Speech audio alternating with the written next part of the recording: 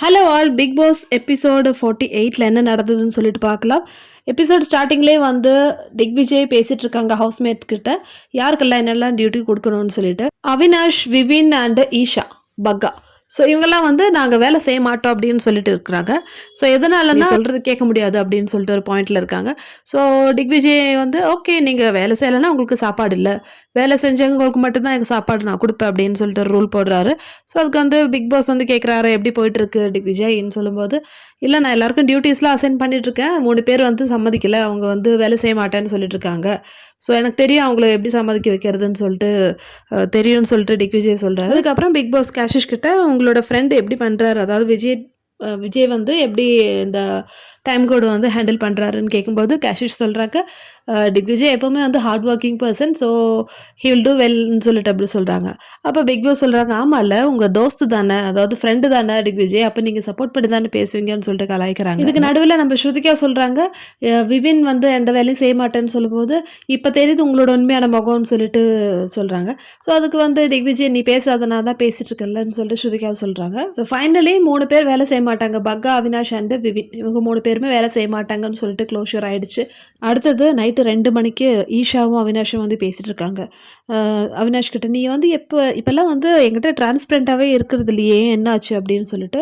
So Avinash சொல்கிறாங்க, நீயும் என்கிட்ட அப்படி இருக்கிறது இல்லை, நீ யார்கிட்ட பேசுகிற, என்கிட்ட சொல்கிறியா, இல்லை அப்புறம் எதுக்கு வந்து நான் வந்து என்னோட கேம் பிளான் வந்து உங்ககிட்ட டிஸ்கஸ் பண்ணணும்னு சொல்லிட்டு அவினாஷ் கேட்குறாங்க. ஸோ ஈஷா சொல்கிறாங்க, நான் என்ன யார்கிட்ட டிஸ்கஸ் பண்ணுறேன், நான் வந்து நார்மலாக தானே இருக்குது அப்படின்னு சொல்லிட்டு. ஸோ 2 பேரும் வந்து பேசுகிறாங்க, இனிமேலாவது கேம் பிளான் சொல்லுவியா அப்படின்னு சொல்லி. ஆலிஸுக்கும் விவின்க்கும் வந்து ஒரு நல்ல பாண்ட் இருக்குது, அவங்க 2 பேரும் நல்லா ஷேர் பண்ணுறாங்க விஷயங்கள்னு சொல்கிறாங்க. அதுக்கு அவினேஷ் சொல்கிறாங்க, ஆலிஸ் எல்லாமே வந்து விவின் கிட்ட சொல்கிறா, நீ அது மாதிரி பண்ணால் நானும் சப்போர்ட் பண்ணுவேன் அப்படின்னு சொல்லிட்டு 2 பேரும் பேசுகிறாங்க. நெக்ஸ்ட் டே மார்னிங் வந்து Karan as usual work out பண்ணிட்டு இருக்காரு. கரண் எப்போவுமே வந்து பிக் பாஸ் சாங் போடுறதுக்கு முன்னாடியே வந்து எழுந்து பிரேக்ஃபாஸ்ட் சாப்பிட்டுட்டு அதுக்கப்புறமேட்டு தான் ஒர்க் அவுட்டே ஸ்டார்ட் பண்ணுவார்.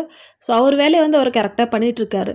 ஆனால் கரண் வந்து இப்போது திக்விஜய் டைம் கோடு ஆனதுக்கு அப்புறமேட்டு கொஞ்சம் ஓவராக வந்து திக்விஜய் சொல்கிற விஷயங்கள்லாம் வந்து சொல்கிறாரோ, இல்லைனா விஜய்க்கு வந்து சப்போர்ட் பண்ணி இல்லைனா சொல்லி கொடுக்குறாரோ ஒவ்வொரு விஷயத்த அப்படின்னு சொல்லிட்டு எனக்கு தோணுது. அடுத்தது யாமினி போய்ட்டு திக்விஜய் கிட்ட, எனக்கு கம்மியாக வேலை கொடுங்க, நீங்கள் தான் இந்த வாரத்தோட டைம் கோட், அது மாதிரி என்ன நாமினேட் பண்ணாதீங்க ப்ளீஸ் அப்படிலாம் சொல்லிட்டு சொல்கிறாங்க. அவினாஷ் யாமினி பண்ணுறது பார்த்துட்டு ரொம்ப ட்ராமா க்யூனாக இருக்காங்கன்னு சொல்லிட்டு சொல்கிறாங்க.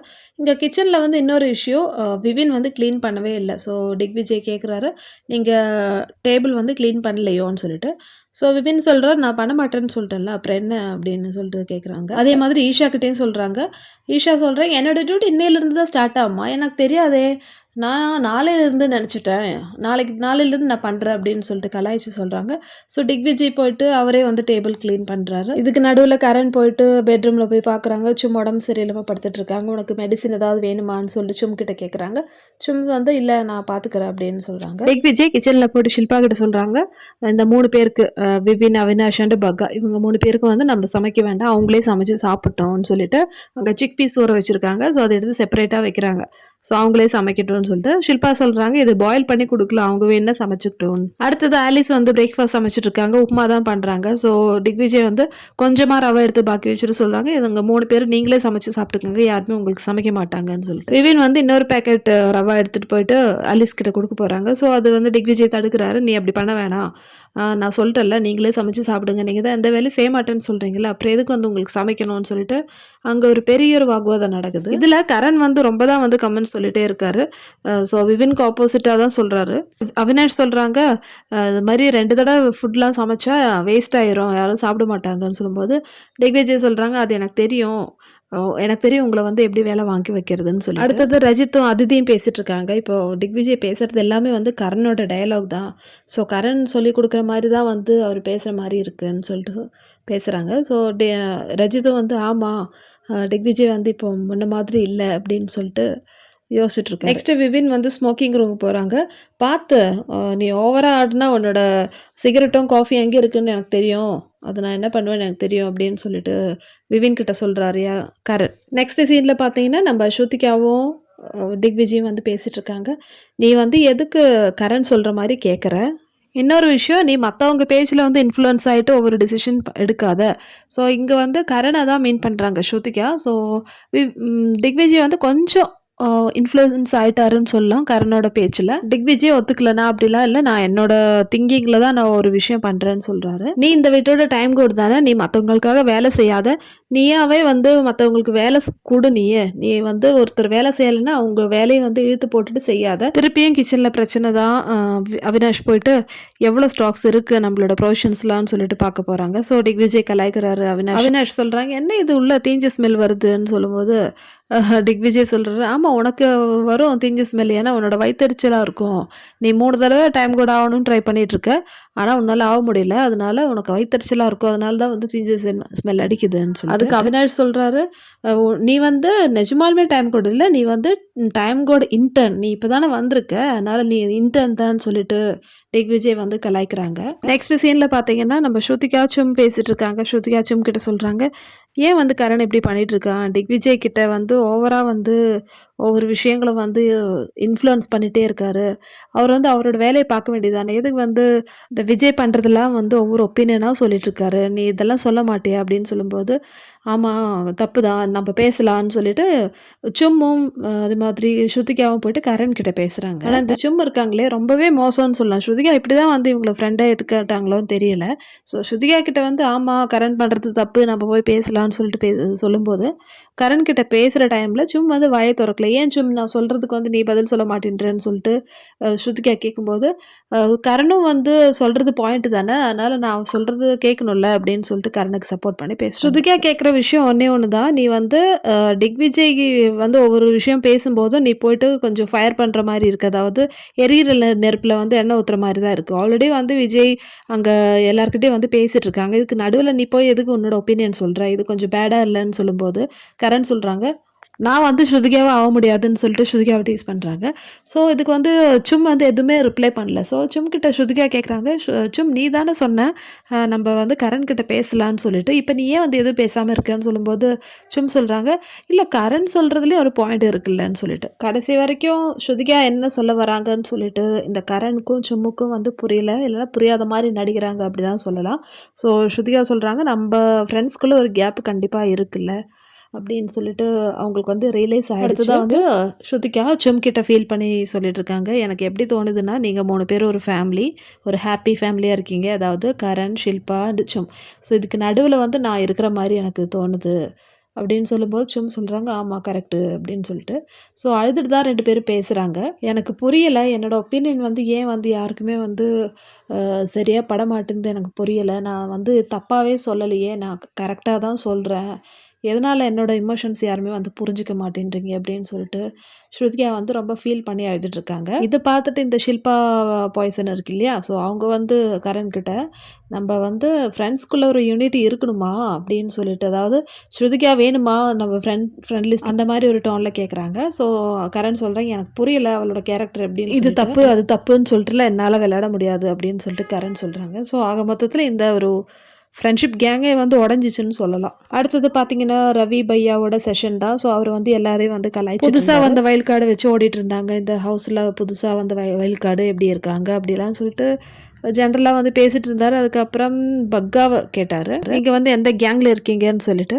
ஸோ இந்த மாரி மோஸ்ட்லி வந்து கலாய்ச்சிட்டு இருந்தாங்க எல்லாரையும். அதுக்கப்புறம் சின்ன சின்ன டாஸ்க் இருந்தது. அப்புறம் ஈஷா, அவினாஷ் ஒரு டாஸ்க் வின் பண்ணிட்டாங்க. அதுக்கப்புறம் இந்த வாரத்தோட ட்வைங் மேன் யாருன்னு சொல்லிட்டு ஒரு இது இருந்தது. ஸோ அது வந்து விவின்க்கு தான் வந்து போயிடுச்சு.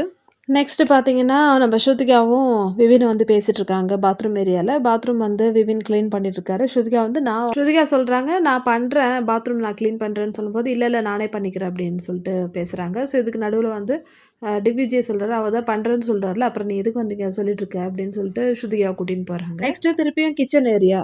ஐயோ! இந்த கிச்சன் ஏரியாவே வந்து எனக்கு முடியல. எவ்வளோ நேரம் தான் வந்து இவங்க சண்டை போட்டுன்னு இருப்பாங்கன்னு புரியல. ஸோ திருப்பியும் வந்து நைட்டு டின்னருக்கு ஒரு பிரச்சனை போயிட்டுருந்தது. ஆலிஸ் வந்து மாவு குழச்சிட்டாங்க சப்பாத்திக்கு. ஸோ விஜய் சொல்றாங்க, "நீங்க வந்து அவங்களுக்கு சேர்த்து குழைக்காதீங்க. அதாவது விவின்க்கும், அவினாஷ்க்கும் வந்து சமைக்காதீங்க. அவங்க வேணா செப்பரேட்டா வந்து சப்பாத்தி மாவு பண்ணிட்டு அவங்க சமைக்கட்டும்னு" சொல்லிட்டு விஜய் சொல்றாரு. ஸோ ஆலிஸ் வந்து இதுக்கு ஒத்துக்கல. "அப்படிலாம் இல்ல. நான் ஒண்ணாவே குழச்சு வச்சுர்றேன். மீதி மாவு வந்து ஃப்ரிட்ஜில வச்சுக்கிறேன். அவங்க வேணா சமைக்கட்டும்னு" சொல்லிட்டு. ஸோ இந்த ஒரு ஆர்குமெண்ட் வந்து கிச்சனில் போயிட்டே இருந்தது. இதுக்கு நடுவில் வந்து பாத்ரூம் கிளீனிங் விஷயம் வந்து ஸ்ருதிகா சொல்கிறாங்க, நானே க்ளீன் பண்ணுறேன், விவின் பண்ண வேணாம், விவின்க்கு வந்து வேறு வேலை தானே கொடுத்தீங்க, நானே பண்ணுறேன்னு சொல்லிட்டு. ஸோ திக்விஜய் வந்து எல்லாத்துக்குமே வந்து ஏன் நீ வந்து நானே பண்ணுறேன் அப்படின்னு சொல்லிட்டு இருக்கான்னு சொல்லிட்டு ஸ்ருதிகா வந்து சொல்லிட்டு இருக்காங்க. ஸ்ருதிகாவுக்கு வந்து என்ன நடக்குதுன்னே அங்கே புரியல. இதில் வேற சும் இதெல்லாம் பார்த்துட்டு சும்மாவே இருக்காங்க. ஸோ சும் கிட்ட போயிட்டு ஸ்ருதிகா கேட்குறாங்க, நீ இப்படி இல்லையே சும், நீ ஏன் இப்படி இருக்க அப்படின்னு சொல்லும்போது, இல்லை நான் இப்படி தான்னு சொல்கிறாங்க. ஸோ ஸ்ருதிகா வந்து எதிர்பார்க்குறாங்க, சும் ஏதாவது பேசுவாங்க இந்த பிரச்சனையிலன்னு. இங்கே சும்முக்கும் அதே மாதிரி இந்த ஸ்ருதிகாவுக்கும் ஒரு பெரிய ஒரு கேப் ஒன்று உருவாயிருக்குது. ஸ்ருதிகா வந்து இனிமேலாவது கண்ணை திறந்து பார்க்கட்டும், அட்லீஸ்ட் என்ன நடக்குதுன்னு சொல்லிட்டு. அவங்க வந்து என்னோடய ஃப்ரெண்டுன்னு சொல்லிட்டே போயிட்டே இருக்காங்க. ஆனால் அங்கே அந்த ஃப்ரெண்ட்ஷிப்குள்ளே என்ன நடக்குதுன்னு சொல்லிட்டு ரியலைஸ் பண்ண மாட்டேன்றாங்க ஸ்ருதிகா. ஸோ இதுதான் வந்து அவங்க பண்ணுற மிஸ்டேக். ஸ்ருதிகா இப்போவும் நினச்சிட்டு இருக்காங்க, நான் எபிசோட் அதாவது இந்த சீசன் ஸ்டார்டிங்கில் இருந்த ஃப்ரெண்ட்ஷிப் அப்படியே கண்டினியூ ஆகுதுன்னு. அங்கே கண்டினியூ ஆகல. ஃப்ரெண்ட்ஷிப் வந்து பிரேக் ஆயிருக்கு. கரண் கிட்ட போயிட்டாங்க சும். ஸோ ஸ்ருதிகா இந்த கேமை வந்து இண்டிவிஜுவலாக போல்டாக விளையாடினா ரொம்ப நல்லாயிருக்கும்னு நான் நினைக்கிறேன். இந்த சீசன் ஸ்டார்டிங்கில் இருந்த ஸ்ருதிகா எப்படி இருந்தாங்க, ரொம்ப ஃபயராக இருந்தாங்க. இண்டிவிஜுவலாக ப்ளே பண்ணால் எவ்வளோ நல்லாயிருக்கும். ஸோ அதை விட்டுட்டு இப்போது ஃப்ரெண்ட்ஸ் எந்த சைடு சாயறதுன்னே வந்து ஸ்ருதிகாவுக்கு தெரியாமல் ஒரு கன்ஃபியூஸ் ஸ்டேஜில் இருக்காங்க. விவின் டைம் கூட இருந்த டைமில் எல்லாருமே வந்து விவின் சொல்கிற பேச்சை கரெக்டாக கேட்டாங்க. அதே மாதிரி வேலையும் செஞ்சாங்க.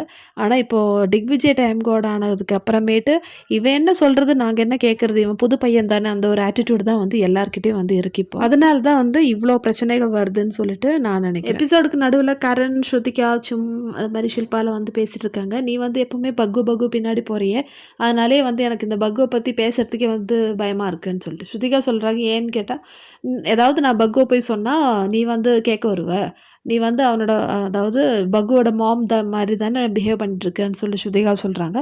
ஸ்ருதிகா வந்து அப்படிலாம் இல்லை, உனக்கு ஏதாவது தோணுச்சுன்னா நீ போய் பேசு, எதுக்கு வந்து என்கிட்ட வந்து இது கேட்டுட்ருக்க அப்படின்னு சொல்கிறாங்க. ஸோ கரனுக்கு வந்து பிடிக்கல. இப்போ ஸ்ருதிகா வந்து மற்றவங்க கிட்ட வந்து ஒரு ஃப்ரெண்ட்ஷிப்பாக இருக்கிறது வந்து பிடிக்கல.